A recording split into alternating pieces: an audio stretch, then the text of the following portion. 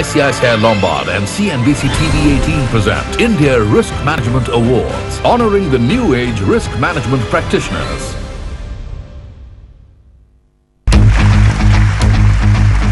India Risk Management Awards is back with its 7th edition.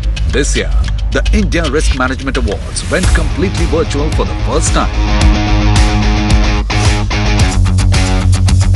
Against the backdrop of the COVID-19 pandemic, with businesses going digital, there hasn't been a better time to honor businesses and leaders who have put in place effective risk strategies to mitigate against new age and emerging risks.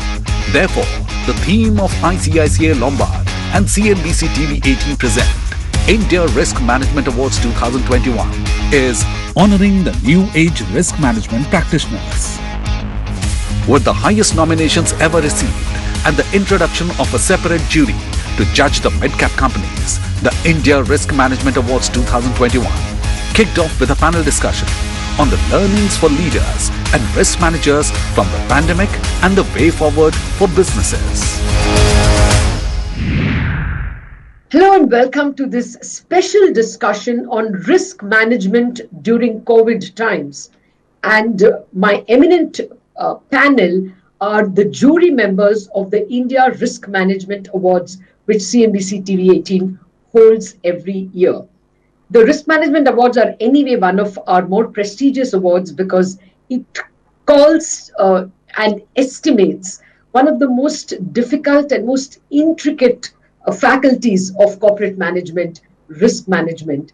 This faculty was heightened in its importance in the year 2020 because of this 1 in a 100-year pandemic that hit the country.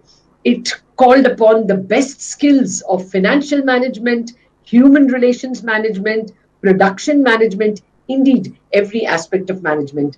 So without much ado, let me introduce my panel. I have with me Mr. Mohandas Pai, formerly of Infosys and now, of course, fathering so many startups. Mr. V. Ramakrishnan, the CFO of Tata Consultancy Services, and Mr. Ramesh Swaminathan of Lupin. He heads finance over there. Gentlemen, thank you very much for joining me. Thank you. Mr. Pai, let me start with you since you have the experience of, staid, experienced companies like Infosys and the many startups. What has COVID done to risk management? Has it made risk management the most important department in the corporate pantheon? Well, Lata, I must say that, in the COVID era, risk management has become the core of business because it's all about existence, survival. When COVID happened, what did you see? The world shut down. Everything shut down. There were no cash flows. People start paying. People start moving. People start selling. There's a total shutdown. Never seen it in all our lives. Never even thought it could happen. Second, there were no liquidity in the marketplace for some time because, the banks were not lending. They were in trouble. Third, the global supply chain went very bonkers, right? China shut down in February, March, exposed the fragility of the global supply chain. Then the global supply chain had to scamper because everybody was linked together and the world worked on logistics and that was not there. And next, suddenly digital became very important. All these people who had a digital layer on their business could do things which they could not do otherwise. And human habits change, consumer habits change. When consumer habits change, if you're not there, you are exposed to risk. And lastly, it brought to bear the importance of liquidity. Now, Ramakrishna is here, TCS, Infosys, Wipro, everybody. We've been talking about liquidity from '94. You remember, we always said we should have enough cash in the balance sheet to meet 1 year's expenditure without earning a single penny. And then all of us have enough cash in the balance sheet. And we never thought as CFOs and managers that we'll ever need that. Now we actually, we needed that money and that gave us great comfort. And because we had that money, we grew. So I think COVID has demonstrated the need for liquidity, the need to go on a survival mode, the need to reconfigure a business, the need to have people work from home. The IT industry had 95% people to work from home, and the need for the government to pump in liquidity at the right time. So what are the response of regulators and government? Pump in liquidity because it showed the important liquidity. So I agree with you. COVID, a once in a 100-year event, has demonstrated that enterprise risk management is the core of existence. If you want to survive, you better put it on. Okay. Well, I'm fortunate that I have with me two people who have been both positively impacted by this pandemic as well. The pharmaceutical industry, whose importance we suddenly realized was paramount, and the technology sector, the infotech sector, which again came to the rescue and allowed many industries to work from home. So let me come to you, Mr. Ramakrishnan. Initially, this was a risk, having to adjust to the new reality. But what will stay in terms of what was learned during the pandemic? Now, I think obviously the adaptability and agility, the importance of it has increased, right? Because if you take the classical VUCA, the uncertainty factor was huge. I mean, when the lockdowns happened, you don't know whether it is going to last 1 week, 1 month, 3 months. How severe is it going to be? So many things, right? And immediately organizations across sectors started adapting to that. It's not just a survival, but it's also a question of that responding immediately, then trying to recover, and then many sectors are into the revival also. So that agility, I think, is not going to go away, and the importance of that. The other factor is, I think, the whole trust quotient has increased, right? For instance, from as long as we remember, the office or a workspace as a function, you always had people in the office. You had, so much so that even supervisors wanted line of sight with their subordinates, etc., right? But and paper, suddenly all that went, and people were working from so many remote locations across sectors. And how did you do that? You trusted everyone to do what they have to do, and I think it really worked. So I think that trust factor is also something which is a huge benefit from this. And I believe that's something which will get sustained going forward as well. Both are great points that you bring home, Mr. Ramakrishnan. Agility as well, to suddenly spring into action in the face of something unknown. Maybe organizations will have to find a way of institutionalizing that capability. But Ramesh, what I'm trying to get at is, how will the approach to risk itself change? Will companies change in the sense, keep more inventory, keep more cash, as Mr. Pai was alluding? Will these be permanent changes in their behavior? I would imagine, yes, in some ways. You would actually be prepared, having faced it. You would actually be, you've seen it before, so to the extent you would obviously see it differently going forward. So contingent planning, scenario planning, risk mitigation, plans, all of those would be potentially be issues that you would be confronted with, and plan for the future also. The way you would actually do your, and it actually opens up a different way of actually promoting things to various people. The way you actually approach your channel partners, the way you actually prescribe, get your products to be known to the doctors or others who consume it and the like. So there is going to be changes throughout, and actually means embracing a lot more technology, using in fact data to actually plan out your future and chalk out a very different course of action.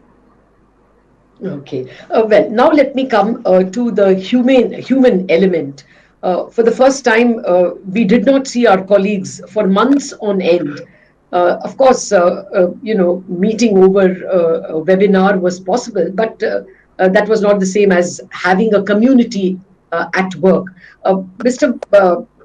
Pai, how would you assess the impact on HR management?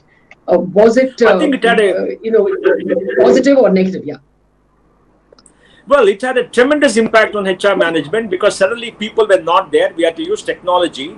I think in the first 15, 30 days, there was excitement because you had the freedom, you could work from home, it was very new. And then I think fatigue set in. Fatigue has set in. There are mental health issues, because remember, we are all social creatures. Now, for younger people, socialization is extremely important. You want to chat with people, you want to move, you have high energy, you want to go out to a cup of coffee for a party. All that went away. And since many of them stay alone, there was a big mental health issue. And I think they reached out, and HR came to the rescue and did well. And for young couples who have a child, there's a bigger issue of home management. Like I said, I think HR produced very well. And the third was for senior people senior people were quite comfortable staying at home, and they like Ramakrishnan said, they got over the trust issue, and they were quite happy because it suited the need. They could stay in, if they had a bigger house, they were possibly empty nesters, and they were quite comfortable. They didn't have to commute. Stress levels are down. It impacted different people differently. I think HR came to the rescue. And the good thing is, Lata, despite what we talk about job losses, in the formal sector, there were not good job losses. Everybody came together. The happy thing is, people cut costs. People cut compensation for senior people. People stuck together. Many people are not let off. And in the startup industry, you'll be very shocked. I thought there'll be a mortality of 25%. There's only a mortality of 5 to 6% because all these young people came together, cut their salary, cut their costs, cut fixed costs, went on to the digital mode, kept people together. The response has been unbelievable. I think everybody has grown up 8-10 years and have become better managers, better everywhere. In crisis, there are 3 things very important. One is leadership. Second is people. Third are processes. Good leadership, good handholding of people and supporting them in time of need, and processes will allow you to survive and grow. I think HR played a very, very critical role. They did extremely well, maybe 95-98% of the cases. Ramesh, you can hear me. My question was that did we digitize in a hurry? We had to. And therefore, are all our systems vulnerable to hacking or any other kind of cyber-related risks? Now, I'll answer your question in 2 parts. In terms of the digital roadmap, everybody was conscious of the fact that they had to digitize not to make themselves a lot more efficient, a lot more effective, and compete with, in fact, the intensity of competition being what it is. And to that extent, this roadmap actually started quite some time ago. But this is expedited in recent times because of the very fact that a lot of people are actually working from home, using technology to access systems at office and the like, and getting work done also. You would not have envisaged a time when you actually had to do a physical verification, so to speak, from home. So you use drones and a host of other technologies to get that done. And with the advent of technology also came a lot of risks. So you're actually doing a lot more emailing, accessing systems from home and the like. And it was not merely the top management. It was, starting from the lowest worker to the highest. And to the extent that the quantum of work that is being done, the quantum of mails being exchanged, the access to systems, etc., obviously made us a lot more vulnerable. So if data was indeed the most important, is the next big oil, big engine, so to speak, obviously the kind of risks associated with actually accessing that also is going to be much higher. Yes, there is going to be a lot more impetus on technology. But there is, of course, an imperative to actually take your systems, your cybersecurity systems, to a very different level. But it's again going to be a continuous evolution. So you'd never be in a situation to say that you are safe because the hackers are always ahead of you. So we need to invest ahead of the curve, not to stay where we are on this front. Okay. Similar question to you, Mr. Mohandas Pai. Is this one big vulnerability for the corporate sector? Bigger issue is when people work from home, the network expands. Vulnerability goes to the home of every single individual. That's why I compliment the IT industry, who took 95% of the people to home within about 15 days, put in security measures, put in everything else. And more than anything else, they allowed people to come through their network to the client's network all across the world. And I think cybersecurity is going to remain the #1 priority for everybody for safety in the next 2 or 3 years till it becomes more robust. Okay. Yes. We have to. Once the human force is vaccinated, we have to start inoculating or vaccinating our digital systems as well. Gentlemen, please hold on. I need to take a commercial break. I'm back in a jiffy, and I have some questions on HR in particular. Back in a jiffy. ICICI Lombard and CNBC TV18 present India Risk Management Awards, honoring the new age risk management practitioners. Welcome back to this special discussion on how pandemic has changed risk management for corporate India. I've been speaking with Mohandas Pai, V. Ramakrishnan, and Ramesh Swaminathan. Well, Mr. Pai, I wanted to ask you now, how does HR tackle leave hereafter, and how does it tackle work-life balance? Well, Lata, first of all, the concept of work itself has to be redefined. Work will not be a 9 to 5 hour job. Work will be a day job where you do projects, you do everything else at a location of your choice for much part of the work that has to be done. I think the concept of work has to be redefined. Second, along with the concept of work, the terms of work have to be redefined, and the terms of work include leave, including working differently, etc. Workday could be 24/7, because when you have a digital network, work could be asynchronous. Right now, every work is synchronous because everybody wants to be together. Work could be asynchronous. There could be storage, and you could use it very, very differently. Third, work-life balance has to be rethought. What is work-life balance? Now, work-life balance is different for different people. For younger people who don't live in bigger houses, work-life balance is very different. Younger people could work from their home in a remote place if they got a strong link. And for people in the middle, people in the senior level, work from home, and work-life balance is very, very different. And people have to redesign their lives to meet the needs of the digital world. Because even after vaccination, things come back to normal. Maybe 25, 30, 35, 40% of people could always be on rotation from work from home, work from anywhere. So I think we have to sit down and rework. So things are going to change very much in the next maybe 12 months. We'll come with a new norm for a large part of industry. Okay. Well, I want to now swing the pendulum to the other side, more hypothetical perhaps, but Mr. Ramakrishnan may have an answer. We are now very much still in the penumbra of the pandemic.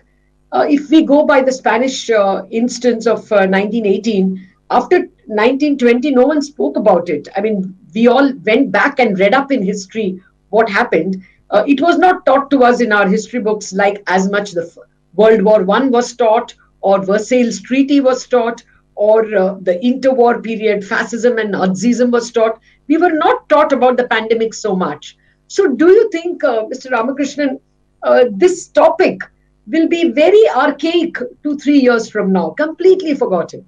Yeah, I don't think so. But I think the fact that within 12 months, you got a vaccine and more than one vaccine candidates, and then you have opportunities to sort of prevent spreading, as well as treatments, etc. I think that has been a phenomenal change. And the second is, I think in this pandemic, the unknowns were much less, right? So, so it will still be, I think, important because it will have an impact on economies. It has already had, but the answer to your question will depend on how pronounced it is and how long it is. If it is short-lived, I think it will be considered as one significant event. Of course, the loss of lives is a very sad thing. Yeah, I guess we are still in the realm of hypothetical to be able to answer that question emphatically. Ramesh Swaminathan, a final question to you. As it is, pharma would have been the sector, I think, which has the highest percentage of its profits or its EBITDA invested in research. As a matter of risk mitigation itself, will research now draw a lot more resources, human, managerial, financial? Yeah, it is for sure going to draw in a lot more resources, and both physical as well as financial, for sure. But there is also going to be a lot of calibration along the way. And I think given the recent emphasis on the way we actually do research itself, so potentially on the kind of products that we research and so on. So perhaps, for the last several years, chemical entities, or the small molecules as they call it, has actually been on the decline, and it's been more on, in fact, bio and the like. So to the extent there would be a lot more money thrown into, in fact, into the bio research, so to speak, to actually make things much better for mankind as a whole. Added to that, I think there is going to be a lot more, instruments which are actually trying to kind of, mitigate the outcomes coming in from risky research. So you could have impact bonds, you could have crowdfunding of things, you could potentially have a lot more grants from the government. You could have public-private partnerships coming in for research of a very different kind, and so on. All of these are being tied around, and for example, the standards could very well change. The accounting standards could very well change, and say today, if you actually were to take pay for outcomes kind of a payment, a grant from an investment from a private equity, it actually has to be seen as a liability in our books. So potentially the accounting standards could be changed. So there will be a lot of changes, so potentially because of the fact that a lot of this is going to be dependent on the actual outcomes itself. So there are a lot of changes in the wake, and there's a lot of talk about these things being brought about in the next several years. Okay.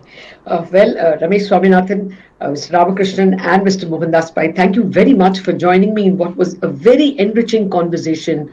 Key takeaways, the pandemic will definitely change risk management in the sense perhaps more cash set aside for rainy day, more inventories set aside in case there are disruptions could become managerial preoccupations. Trust as a factor has certainly risen, as Mr. Ramakrishnan pointed out. And the bigger takeaways, how you plan HR, what is leave, the definition of work and how to monitor work could change considerably, and along with it, compensation packages. Mr. Swaminathan thinks even accounting standards will change to account for how an investment in certain products may not even be seen as liability. So we see, leave and work standards changing. We see accounting standards changing, something you would not have actually related to the pandemic. But yes, even traumatic experiences, if they are short, could be forgotten. At the moment, it looks like it's going to change our behavior for the long haul. Thank you very much for joining me in this very enlightening chat. ICICI Lombard and CNBC TV18 present India Risk Management Awards, honoring the new age risk management practitioners.